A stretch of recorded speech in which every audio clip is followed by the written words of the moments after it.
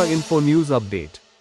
কৈলাসহর মহকুমার অধীন গৌরনগর ব্লক এলাকায় বৈদ্যুতিক শর্ট সার্কিট থেকে লাগা বলে মনে করা এক দুর্ঘটনাজনিত অগ্নিকাণ্ডে এক গরিব দিনমজুরের পরিবার সম্পূর্ণ গৃহহীন ও নিঃস্ব হয়ে পড়েছে।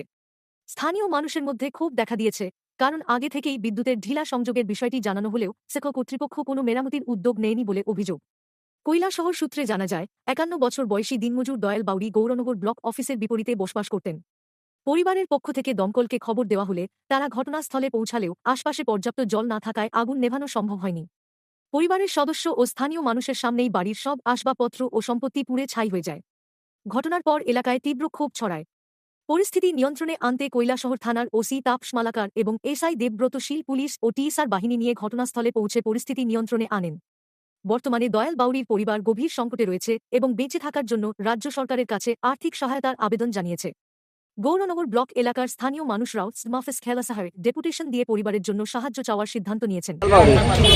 বাসা কোন জায়গায়? বাসা এটাই মানে গৌরনগর। কিভাবে আগুন লাগছে?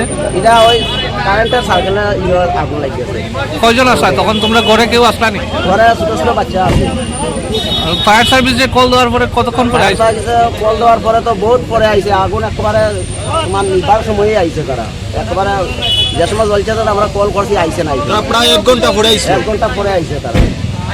কিছু এর মধ্যে সব জ্বলিয়ে গেছে স্যার শেষ। Subscribe to Tripura Info and press the bell icon so that you never miss any latest updates and news on Tripura.